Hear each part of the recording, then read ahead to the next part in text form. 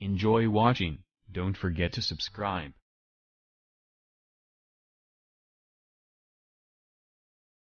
Joseph Jacques-Omer Plante, also known as Jacques Plante, was a notable Canadian ice hockey professional celebrated for his innovative contributions to the sport.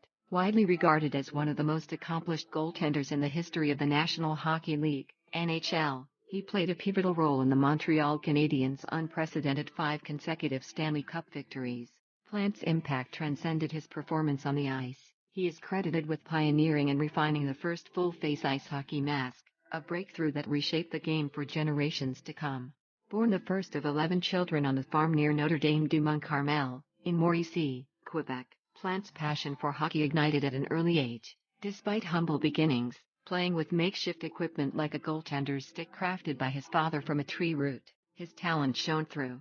Supported by his parents' resourcefulness, his father fashioning his initial pads from stuffed potato sacks and his mother knitting protective hats, Plante honed his skills, laying the foundation for a remarkable journey in the sport. Plante's formal introduction to organized hockey occurred at the age of 12 when he seized an opportunity to showcase his prowess as a goaltender for his school team. Despite being younger than his peers, he quickly asserted himself as the team's top goaltender, a role he embraced with determination and skill. As his reputation grew, Plante's talents attracted attention from various teams, including enticing offers from international clubs and professional leagues. However, committed to fulfilling a promise to his parents, he prioritized completing his education before pursuing professional opportunities. Upon graduating, Plante embarked on his professional career, joining the Quebec Citadels, where he continued to defy convention with his unorthodox playing style. Venturing beyond the confines of the goal crease to retrieve the puck, he challenged traditional norms, garnering both admiration and skepticism from fans and management alike. Plante's journey reached a pivotal juncture when he joined the Montreal Canadiens organization in 1949. Despite initial challenges and clashes with coaching staff over his distinctive habits, including his penchant for wearing lucky hats during games, his undeniable talent soon earned him recognition and respect. In a landmark moment in hockey history, Plante became the first NHL goaltender to don a protective mask during regular gameplay. Initially met with resistance from coaching staff concerned about its impact on his performance, he persisted, eventually integrating the mask into his attire after sustaining a facial injury during a game. His decision marked a turning point, revolutionizing goaltending equipment standards and prioritizing player safety. Beyond his on-ice achievements, Plante's legacy endures as a testament to his innovative spirit and enduring influence on the sport. His contributions, from pioneering new goaltending techniques to advocating for player safety, continued to shape modern hockey. Following his retirement from professional play, Plante remained active in the hockey community, sharing his expertise as an analyst, advisor, and goaltending coach. Despite battling health challenges, including a terminal illness that claimed his life in 1986, his legacy lives on, immortalized in the annals of hockey history. In recognition of his unparalleled contributions, Plante was posthumously inducted into the Hockey Hall of Fame and the Quebec Sports Pantheon. His enduring impact is celebrated through accolades such as the establishment of the Jacques Plante Trophy in Switzerland, honoring the top Swiss goaltender annually.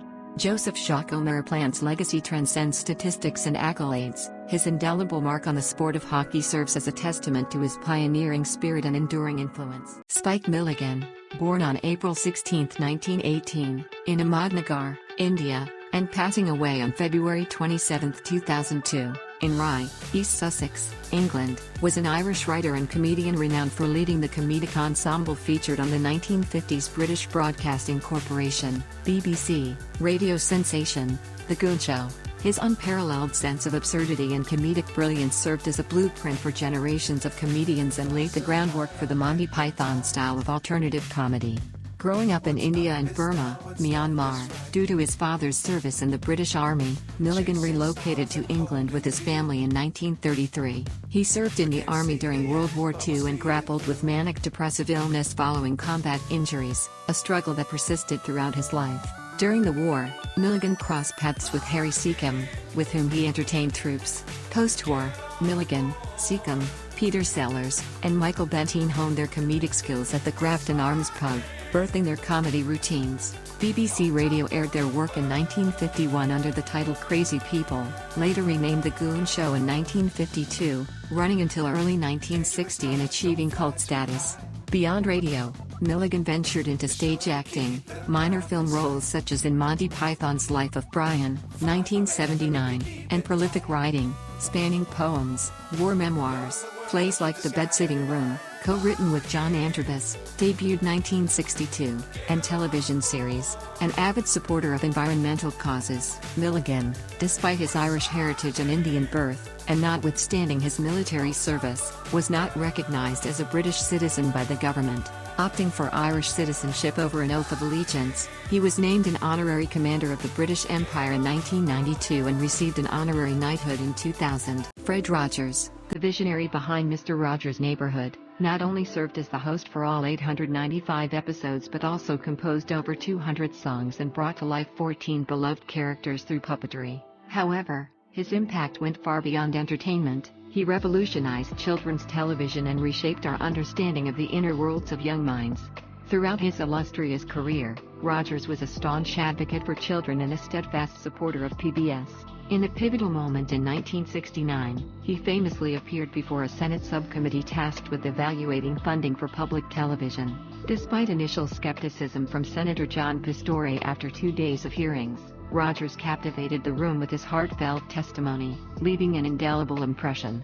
Fred Rogers didn't initially aspire to be the star of a TV show. He preferred the role of a behind-the-scenes contributor, serving as co-producer, puppeteer, and organist on the Children's Corner, which aired on from 1954 to 1962. Despite his private nature, Rogers found fulfillment in these roles while pursuing his interest in theology, attending seminary during lunch breaks.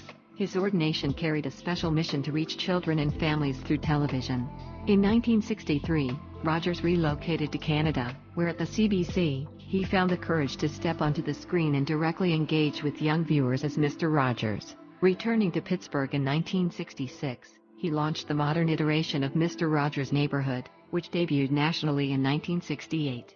Armed with graduate studies in child development and a divinity degree, Rogers was uniquely equipped to connect with his preschool audience on a profound level.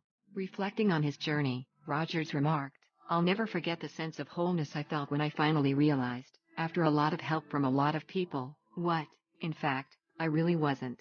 I was not just a songwriter or a language buff or a student of human development or a telecommunicator, but someone who could use every talent that had ever been given to me in the service of children and their families."